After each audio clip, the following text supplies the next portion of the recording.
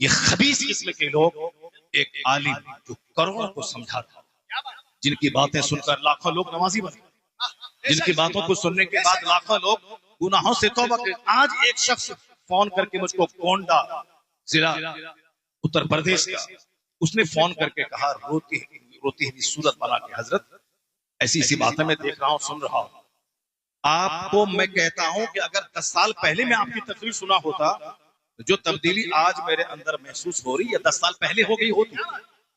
ये बिहार का देहात नहीं, उत्तर प्रदेश के गोंडा का, वहां का एक शख्स तुलसीपुर का मुझको आज फोन करके कहा, आज ही की बात है, फोन करके कहा कि मैं आपकी तकरीर से अपने अंदर कितनी तब्दीली पा रहा हूं, ये तो मुझको देखने के बाद पता चलेगा। क्या मतलब? या मतलब वो नमाजी बन गए, दाढ़ी रख रहे हैं, लन फन उन्होंने छोड़ दिया, दुनिया की बेशुमार मोहब्बत दिल में थी, मोहब्बतें धीरे धीरे दुनिया से निकल गई।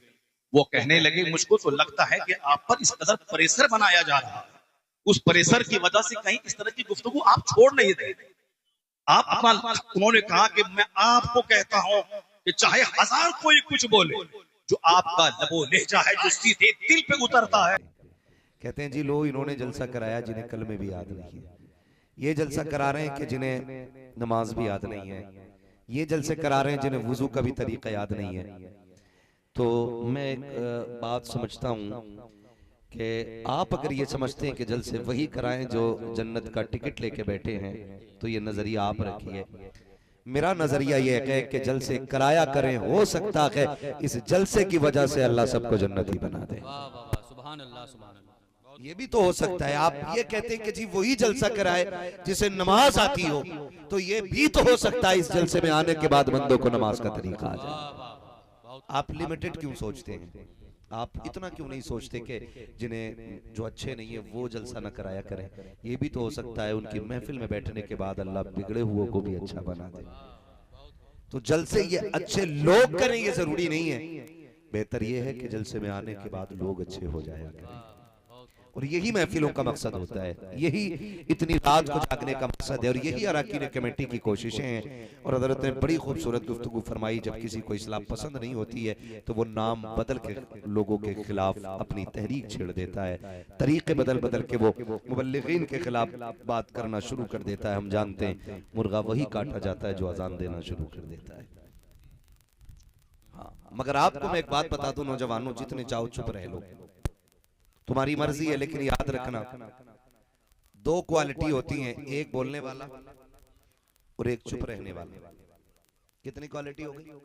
2। बोले अगर समझ रहे हैं तो मैंने पहले ही कहा था कि जितनी देर सुने दिल से सुने, थोड़ा माहौल बनाए ताकि मुझे लगे आप समझ पा रहे हैं। कितनी क्वालिटियां हो गई? एक बोलने वाला और एक चुप रहने वाला। बाजार जाइए, एक तोता आपको मिलेगा 3000, 5000, 60, 6000 का, और उसी तरह का तोता, वैसी चोंच, वैसी पूंछ, वैसा ही रंग ढंग, वो मिल जाएगा 150 रुपए में। आप पता करें कि ये 6000 का क्यों है और ये 150 का क्यों है, तो वहीं आपको जवाब मिलेगा कि जी जो 6000 का है ये बोलना जानता है, और जो 150 रुपए का है ये बोलना नहीं जानता है। पता चला कीमत उनकी ज्यादा होती है जो बोलना जानते हैं। तो अब अगर आप बोलना जानते हैं तो जरा बोल दें सुभान अल्लाह। माशाअल्लाह सारे ही बोलना जानते हैं। महफिल इबादत सिर्फ अल्लाह की करनी है, और इबादत के बाद सबसे पहला काम करना है माँ बाप की आपको करनी है, उनके साथ उसने सलूक करना है। आज कितने ऐसे लोग आज वो कब्रिस्तान में होंगे, आज जब फरिश्ते ना नेकियों की गठरियां कब्र में जाके फिर खोलते होंगे, और उन नेकियों के बदले में अल्लाह कब्र में रोशनी देता होगा, तो वो कब्र में लेटे हुए बंदे कहते होंगे कि आज ये उजाला किधर से आ गया? तो फरिश्ते कहते होंगे मुबारक हो, ऐसी औलाद छोड़ के आया गया क्यों तेरे कब्र के अंधेरे को उजाले में बदलने की कोशिश कर रही है। ऐसे लोग होंगे मेरे सामने कि जिनके माँ बाप जा चुके होंगे, और ऐसे भी होंगे जिनके माँ बाप सलामत होंगे। तो चले मिलकर एक दुआ करने पहले, या अल्लाह जिनके माँ बाप दुनिया से चले गए हैं उनकी जन्नत, और जिनके माँ बाप दुनिया में हैं उनकी उम्र में बरकत अता फरमा। आमीन आमीन। नौजवानों, जिंदगी बहुत मुख्तसर है और इतनी मुख्तसर है कि पलक झपकने की देर है, कब कैसे गुजर गई पता ही नहीं चलता है। हमें लगता है कि अभी 20 साल के हुए हैं, 30 साल के हुए हैं, अभी तो 50 के भी होने, 60 के भी होने हैं, अभी तो 70 के भी होने, भी बहुत टाइम पड़ा है। लेकिन कभी 70 साल वालों से पूछो कि ये 70 साल कैसे गुजर गए, वो कहेंगे ऐसा लगेगा, ऐसा लगता है जैसे कल की बात है, जैसे अभी कल 70 साल गुजरे। मैं गलत नहीं कह रहा हूं, सोचने वाली बात यह है आज हमारे माँ बाप बूढ़े हैं, कल हम पे भी बुढ़ापा आना है और इस वक्त में देर नहीं लगने वाली है। ये बहुत जल्द जवानी बुढ़ापे में बदलेगी, सियाही सफेदी में बदल जाएगी, ताकत कमजोरी में बदलेगी और ये सीधी कमर ये झुकने में बदल जाएगी। आज जो ये जबान के लहजे हैं ना, कल ये टूट टूट के ये अल्फाज बनेंगे। आज एक सांस में 70 बातें कह के जबान रुकता है, कल एक बात कहने के लिए 7 सांसें लेनी पड़ेगी। आज दौड़ता है तो कदम मंजिल पे जाकर रुकते हैं, कल वो वक्त आएगा कि मंजिल आते आते थक जाएंगे हम, लेकिन मंजिल हाथ नहीं आएगी। नौजवानों याद रखिएगा, माँ बाप के बारे में बुजुर्गों ने फरमाया ये वो किताब है जिन्हें आप लिखोगे और इस किताब को पढ़ के आपको आपकी औलाद सुनाएगी। यानी कि आप जैसा सलूक अपने माँ बाप के साथ करेंगे वैसा सलूक आपके साथ आपकी औलाद करेगा। ये मत सोचिएगा कि मेरे बाप ने मुझे नहीं पढ़ाया था, मैं बेटे को MBBS बना रहा हूं, मैं बेटे को IPS बना रहा हूं। याद रखिएगा, अगर खेती लगती है ना तो फिर आम के पेड़ पे आम आया करते हैं, अमरूद के पेड़ पे अमरूद उतरा करते हैं। कभी याद रखिए नीम के पेड़ पे खजूर नहीं उतरा करते हैं। याद रखिएगा, कभी गन्नों की फसल के ऊपर अनार नहीं उतरा करते हैं। जो बोते हो वही काटोगे। अगर तुम बाप की इज्जत करोगे, अगर तुम जाहिल भी हो तो तुम्हारी औलाद तुम्हारा एहतराम करेगी, और अगर तुम माँ बाप की नाफरमानी करोगे, लाख IAS IPS बना लो। अभी कुछ दिन पहले की बात है, एक बाप का इंटरव्यू लिया गया, जब उससे पूछा गया क्या बात है, वो रात के सन्नाटे में रोड पे बैठा था, कहा तेरा कोई है कि नहीं? उसने कहा मेरे बेटे की इतनी तनख्वाह है कि कई लाख रुपए महीना कमाता है। कहा फिर तू रोड पे क्यों है? कहा उसकी हवेली में मेरे लिए जगह नहीं है, उसने घर से निकाल के बाहर खड़ा कर दिया है। तो तुमसे किसने कह दिया कि आला तालीमें जो होती है वो बाप की इज्जत का सबब बनती है, आला तालीम बाप को वकार देती है? नहीं, खुदा की कसम, जैसा करोगे वैसा भरोगे। अगर तुम बाप का एहतराम करोगे तुम्हारी औलाद तुम्हारी इज्जत करेगी। अगर तुम बाप की तौहीन करोगे तो भूल जाना कि तुम्हारी औलाद तुम्हें सर पे रखेगी। खुदा का वास्ता, अगर अच्छे दिन चाहते हो बाप की कदर किया करो, तुम्हारी आने वाली नस्लें तुम्हारी इज्जतें करने लग जाएगी। इज्जत करो माँ बाप की, कदर करो माँ बाप की। माफ कीजिएगा, मुझसे लोग कहते हैं यार पैसे देते मुसाफा करके 500 रुपए, कहते हैं ना दुआ करना। दुआ अद्दुआ मुख्कुल इबादत, दुआ इबादत का मकसद, दुआ मोमिन का हथियार है। ये मैं दुआ का मुनकिर नहीं, लेकिन तरीके का मुनकिर हूं। जिस तरीके से हम दुआएं करा रहे हैं ना, इनसे नतीजा कुछ नहीं। 500 रुपए दिए, मौलाना दुआ कर, हुजूर ने 500 देके तो 1.5 मिनट की दुआ कर दी, और किसी ने हमें 2000 देके का दुआ कर दी, हमने 5 मिनट की कर दी। तो बताओ ये दुआ है कि बाजार है? बोलो भाई, पैसे लेके दुआ, पैसे दे के दुआएं ले रहे। नौजवानों आपसे गुजारिश है, एक एक बंदा मेरी बात गौर से सुने। आपका बाप किसान है, मजदूरी करता है, मिट्टी ढोता है। आपकी माँ घर का गोबर उठाती है, मिट्टी लगाती है, उसके नाखूनों में गोबर भरा रहता है। फिर भी अगर घर से निकलो ना, उसके मिट्टी वाले हाथ अपने सर पे रखवा लिया करो, उसके मिट्टी वाले हाथ सर पे रखवाया करो। वो बाप जो दिनों रात खेत में काम करता है, उससे दुआओं की दरखास्त किया करो। ये नहीं कि मेरा जुब्बा कुब्बा अच्छा है तो मेरी दुआ जल्दी कबूल होती होगी। ये मिजाज हमने बना लिया। भाई मेरे सर पे पगड़ी है तो मैं दुआ करूंगा और सीधे आसमान से टकराएगी जाकर के दुआ। फरमाया गया कि माँ बाप की दुआ औलाद के हक में नबी की दुआ की तरह हुआ करती है। जिससे दुआ लेनी थी उससे दुआ ले ही नहीं पाए, और जिसकी दुआएं देर से कबूल होनी थी उसकी चौखट जाके पकड़ ली। हमें हुआ क्या? मैं तुम्हें बताऊं, पैगंबर इस्लाम की चौखट है। एक देहाती शख्स आ गया, आके हुजूर की बारगाह में न खड़ा हुआ। महबूब कहते कहो कैसे आना हुआ? का बड़ी तमन्ना थी देखने की, बड़े चर्चे हैं आपके। का फिर तुम कैसे आए? उसने कहा सुना है जिससे आप राजी होते हैं उससे खुदा राजी हो जाता है। मेरे महबूब कहते हैं ऐसा ही है। का फिर कैसे आया? का मैं हुजूर आपको राजी करके खुदा को राजी करने के लिए आया हूं, आपको राजी करके खुदा को राजी करने के लिए आया हूं। बहुत गौर से मेरी बात सुनिएगा। वो कहता हुजूर मैं आपको राजी करके खुदा को राजी करने के लिए आया हूं। महबूब तो फिर महबूब है। फरमाने लगे तू घर से चला था तो कौन था तेरे पीछे? ये हुजूर क्यों पूछ रहे हैं? और कोई गैब क्या तुमसे निगाह हो वाला? जब ना खुदा की छुपा तुम पे करोड़ों दुरूद। आका कहते हैं जब तू घर से चला था कौन था तेरे पीछे?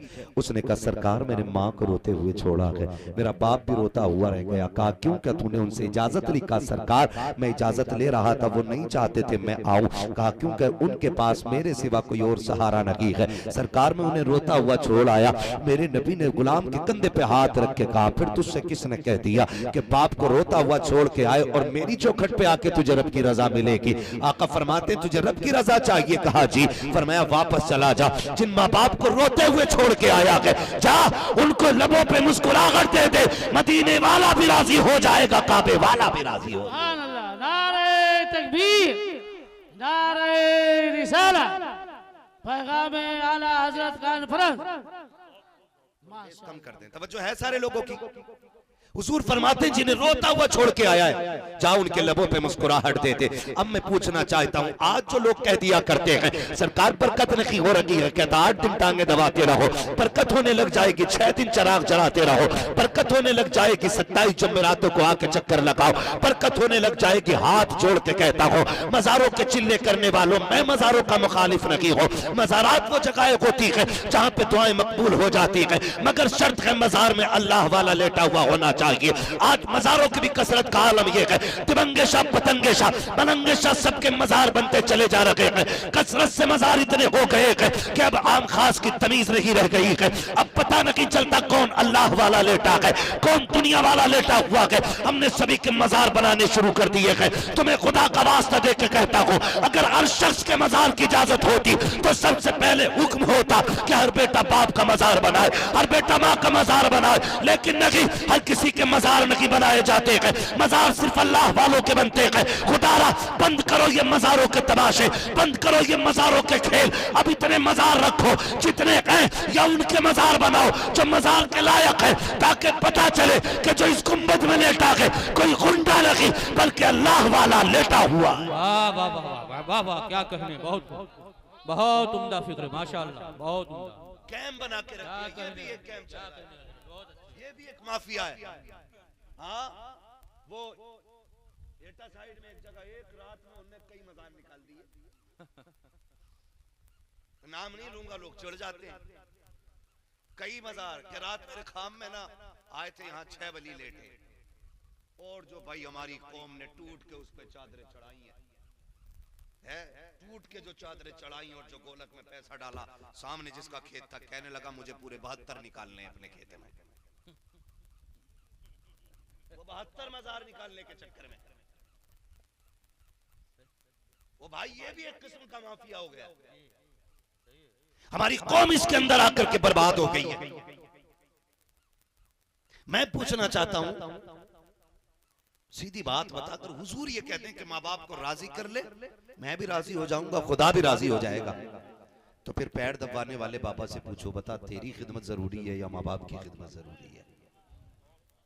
जाके पूछो ना उनसे माशाअल्लाह कि तुम्हारी खिदमत जरूरी है माँ बाप की खिदमत जरूरी है। नौजवानों हाथ जोड़ के कह रहा हूँ खुदा के वास्ते समझ जाना। हम ये देखते हैं कि आज मजारों की जो गोलकें हैं इतनी बड़ी बड़ी गोलकें होती हैं, जो जानता है 50-100 रुपए डालता। मैं इसका मुखालिफ नहीं कि डालो ना डालो, लेकिन मुझे इतना बताओ वो माँ जो बूढ़ी बैठी हुई है दरवाजे पे, जिसके तुम 70 रुपए का चश्मा नहीं बनवा के दे रहे हो, जिसके चश्मे की टांग टूट गई है, 50 रुपए लगा करके तुम बाप का चश्मा नहीं बनवा रहे हो, वो कई बार दिन में ठोकर खा के गिरता है, तुम कहते हो मुझे फुर्सत नहीं है। बाप बाप वो परेशान है एक चश्मे को लेकर के, तुम 500 रुपए गोलक में डाल लगे हो, क्या अल्लाह तुम्हारे इस खर्चे से राजी हो जाएगा? मुझे बता तो सकी, जो 7 बार जाकर के हर हफ्ते में 7 दिन जाकर के मजार पे चिराग जला रखा के 7 बार उसने माँ से नहीं पूछा तूने पानी पिया है कि नहीं, तूने खाना खाया है कि नहीं, बता तेरे इस चिराग से अल्लाह राजी कैसे हो जाएगा? वो बूढ़ी माँ जब बिस्तर पे बैठी रह गई, काश एक बार बेटा भी खाने को पूछने आ जाता, एक बार बेटा जाकर के खाने को नहीं पूछता कि बंद करो ये मजारों की इबादतें, बंद करो ये शख्सियत परस्तियां, इबादत सिर्फ अल्लाह की करो, माँ बाप की फरमाबरदारी करो। खुदा की कसम जमीन पे रहोगे तब भी खुदा राजी रखेगा, जमीन के नीचे चले जाओगे तब भी खुदा राजी रहेगा। वाह वाह वाह, क्या कहने, बहुत बहुत उम्दा फिक्र, माशाअल्लाह। दिल के पपोले चल उठे सीने के दाग से, इस घर को आग लग गई घर के चिराग से। बताओ कौन नहीं चाहता है कि मैं बाप बनूं? कौन नहीं चाहता कि मेरी लंबी उम्र हो? सारे ही चाहते हैं ना। तो फिर लंबी उम्र चाहते हो तो उसकी खैर की भी कोशिश किया करो, खैर की भी कोशिश किया करो। और ये मत सोचना कि भाई इतना इकट्ठा कमा के रख दूं ताकि मुझे बेटों के आगे हाथ ना फैलाना पड़े। इस धोखे में मत रहना। जब तकदीर का कलम चलता है तो तदबीरें रखी रह जाती हैं, ये याद रखिए। आप ये मत सोचना मेरा बैंक बैलेंस है, मैं अपने अब्बा को 5 रुपए नहीं देता था, मैं तो निकाल के खाता रहूंगा। एक फोड़ा अल्लाह निकालेगा कमर में, तेरा पूरा बैंक बैलेंस खाली, और फिर तुझे उसी मकाम पे लाके रखेगा जहां तेरा बाप था। बच नहीं पाओगे। याद ये बुजुर्गाने दीन बैठे हुए, अल्लाह सलामत रखे, अल्लाह इनकी जूतियों का सदका अता करे। हाँ, जो चंद गुनाह ऐसे हैं जिनकी सजा अल्लाह ने दुनिया में भी रखी है और आखिरत में भी रखी है, उन्हीं में से एक जुर्म ये है माँ बाप की नाफरमानी करना, जिसकी सजा दुनिया में भी है आखिरत में भी, और उसकी सजा आखिरत में भी है। और मैं तो नौजवानों से कहना चाहता हूं, खुदा की कसम माँ बाप की खिदमत करने लग जाओ। बड़े बड़े बिजनेस फेल है इसके आगे। जब उनकी झोलियां फैलती हैं ना तो अल्लाह फिर नस्लों के रिस्क का इंतजाम फरमा दिया। वाह वाह वाह वाह वाह वाह, क्या कहने, नस्ल के रिस्क का इंतजाम फरमा दिया करता है। माँ बाप कितनी बड़ी दौलत है। और बंदा ना 10 रुपए की दवा दिला के कहता जाओ बैठो अभी तो दिलवा के लाया था तुम्हारी दवा। ये मैं सफेद वाले बुजुर्गों से कह रहा हूँ, ये बैठे हैं और भी आपकी महफिल में होंगे सफेद बाल हैं। खुदा की कसम खा के बताओ कौन है जिसे माँ प्यारी नहीं है, कौन है जिसे बाप प्यारा नहीं है? आज है तो नौजवानों हम कदर नहीं करते हैं, तो उसकी आवाज़ हमें बुरी लगती है तो हम उससे लड़ जाया करते हैं, तो उसकी आवाज़ पे हम गुस्सा करते हैं, तो कहते हैं जी कोई बात नहीं है तो उसको देखने के लिए तैयार नहीं है। जिस दिन ये चले गए ना उस दिन तड़पते रह जाओगे, पूरी दौलत लेके फिरोगे, हाथ में कोई तुम्हें माँ बाप जैसी दौलत दोबारा नहीं दे सकता है, कोई नहीं दे सकता है। आज है तो कहता तुम्हारे खर्चे उठाऊं कि अपनी औलाद का खर्चा उठाऊं, तुम्हारे खर्चे उठाऊं कि बच्चों के खर्चे उठाऊं। आज अगर 10 रुपए कमा के लाते हो, 5 रुपए की चीज बच्चों के लिए लेके आते हो, तुम माँ बाप से छुपा के लाया करते हो। तुम नहीं जानते हो जब तुम माँ बाप से छुपा के लाते हो तुम्हें माँ बाप की वो कुर्बानियां कैसे भूल जाया करती हैं। मुझे बताओ तो सही, कल ये बाप जब मजदूरी करता था, अभी कुछ दिन पहले की बात थी, मजदूरी करने के लिए कुछ लोग गए, यानी गोश्त खरीदने के लिए गए, तो भगवा आतंकवादियों ने आकर के उन पे हमला किया। बच गई जान, किस्मत अच्छी थी, वरना मारने में कसर नहीं रखी थी। बहाने बना करके मुसलमानों को मारा जा रहा है। लेकिन सिर्फ इतना समझाना चाहता हूँ, वो जो किसी दंगाई के आकर हथकंडे चढ़े थे वो भी बाप था, वो किसी का भाई भी था, वो रिश्तेदार किसी के रिश्ते निभाने के लिए आए थे। तुम्हें क्या लगता है यूं ही हम पल गए हैं, ऐसे ही जवानी आ गई है, ऐसे ही हम 6 फीट के हो गए हैं? ऐसी कितनी सोबतें हमारे बाप ने उठाई है तब जाकर के हमें जवानी की दहलीज पे कदम रखने का मौका मिला है। कितने लोगों की गालियां बाप ने खाई है तब जाकर के हमारे जेब पे कलम आया है। कितने लोगों के ताने बाप ने सहे हैं तब जाकर के हमें ये वकार मिला है, हमें ये मकाम मिला है। आज इस मनसब पे बैठने के बाद अगर हम बाप को मुंह ना लगाएं तो हमसे बड़ा बदबख्त कौन हो सकता है? इस मकाम को पाने के बाद अगर हम बाप की इज्जत ना करें हमसे बड़ा कमीना कौन हो सकता है? और तुम्हें खुदा का वास्ता, जितने चाहो बुलंद हो जाओ, जितने चाहो ऊंचे हो जाओ, लेकिन कभी माँ बाप के सामने ऊंचे ना होना, कभी उनके सामने बुलंद ना होना। तुम नहीं जानते हो जिंदगी का मजा क्या है। मजा तो तब है जब IPS अधिकारी आप बन जाए, IAS आप बन जाए, और जब घर में आओ फिर अपनी पगड़ी उतारो, अपना कैप उतारो, अपनी वर्दी उतारो, और माँ बाप के कदमों में फिर गुड्डू बन के बैठा करो, पप्पू बन के बैठा करो। लोग ऐश तलाश करने के लिए कोई कश्मीर जा रखा है, कोई नैनीताल जा रखा है। आओ मैं तुम्हें बताता हूँ, आराम न कश्मीर में रखा है न नैनीताल में रखा है, रब ने आराम उठा करके माँ के कदमों में संभाला। इनके कदमों में बैठा है। क्या कहने। इनके पास बैठ करके इनसे दुआएं लिया करो। अल्लाह ने इनके कदमों में बरकत रखी है। आज इनसे लेता ही कोई नहीं, लेता ही कोई नहीं। अपने अब्बा से कहता तुम चुप रहो, तुमने क्या देखा, गांव से बाहर ही नहीं निकले तुम।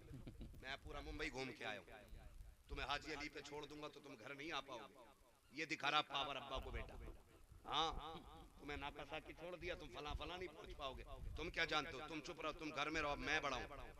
वो याद रखना, हुकूमत करने वाले दिलों पे कभी कभी मिला करते। हजरत हुजूर कह के तो दुनिया आवाज देती है, जब नाम लेने वाले दुनिया में होते हैं ना तो फिर जीने का मजा ही कुछ और होता है। फिर जीने का मजा ही कुछ और होता है। जब नाम लेना बाप और माँ, फिर कलेजे ठंडे पड़ जाते हैं, कलेजे ठंडे पड़ जाते हैं। आपसे मेरी गुजारिश है, कभी माँ बाप से बड़े न बनना, और बन भी नहीं सकते हो, बन भी नहीं सकते हो, कितनी भी कोशिश कर लो। वो कुछ दिन पहले की बात है, एक नौजवान का एक्सीडेंट हुआ, हादसे में उसकी रीढ़ की हड्डी टूट गई। तो अब कुछ नसें उसके साथ डैमेज हुई तो हाथ काम करना छोड़ गए। शादी हुई थी, बीवी ने कहा तलाक चाहिए। कहा क्यों? कहा तेरे जैसे अपाहिज के साथ कौन जिंदगी गुजारेगा। बीवी छोड़ के चली गई। वो कहता है कि जो मेरे दोस्त थे ना, जो मेरे साथ रोज दावतें खाने आते थे, रोज शाम का खाना मेरे साथ खाते थे, जिस दिन से एक्सीडेंट हुआ 2-3 दोस्तों के अलावा सैकड़ों दोस्तों में से कोई नहीं आया। कहता जब मेरी आंख खुलती सुबह को तो मेरे पास कोई नहीं होता, मेरी बूढ़ी माँ मेरे पायथी में बैठी हुई मिला करती थी। अल्लाह, ये माँ बाप होते हैं। बूढ़ी माँ कहता मेरी पायथी में बैठी मिला करती थी, कोई नहीं होता था मेरे बिस्तर में। एक अपाहिज बेटे को माँ बाप पूरी जिंदगी पाल लेते, लेकिन एक मजबूर बाप बेटे से 6 महीने नहीं पाला जाता है। 6 महीने में तंग आके कहता जी दुआ करो अल्लाह को मिट्टी प्यारी हो जाए। अब अब्बा की हालत नहीं देखी जाती। और शर्म कर, जिसे तू लावारिस या मोहताज अपाहिज समझ रहा है, तू नहीं जानता है जब इसे ठोकर लगती है ना, अल्लाह इसके इस अमल से राजी होकर के तेरे घर में रिस्क की बरकतें नाजिल फरमाता है।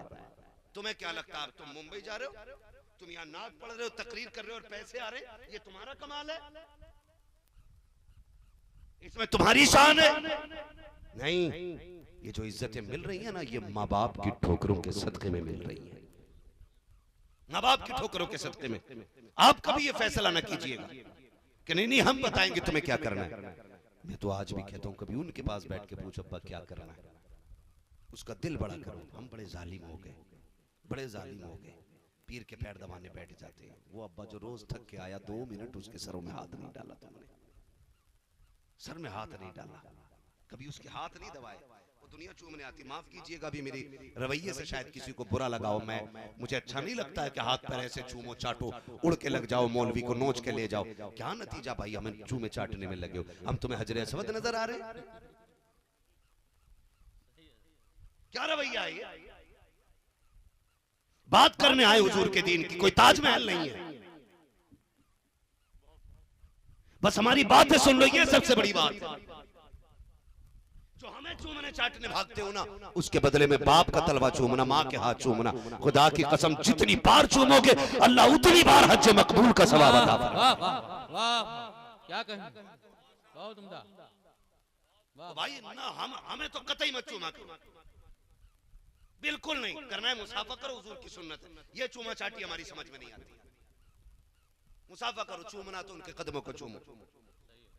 और कई है ना, हमारे पीर साहब ऐसे थे, हो हाथ छुए मैंने, रूई की तरह थे। तो मैंने कहा रूई की तरह होना ये जन्नती होने की बशारत है? किसी हदीस में है जिसके हाथ रूई के हो वो जन्नती है? किसी किताब में है कि जिसके पैर रूई जैसे हो वो जन्नत में जाएगा? सुन, रूई वालों की तो बशारत नहीं है, अलबत्ता जिनके हाथों में ठेठे हो हुजूर ने उनको बशारत जरूर अता फरमाई है। जिनके हाथों में ठेठे पड़ गई हैं। आज हजरत हमारा मुआशरा इतना सफाक, इतना जालिम हो गया है कि हम रिश्वत लेने वाले IPS के बेटे को बेटी दे सकते हैं, लेकिन हलाल के लुक़मे खिलाने वाले बंदे को बेटे घर का दामाद बनाने के लिए तैयार नहीं। ये अलमिया हमारी कौम का, ये अलमिया हमारी कौम का।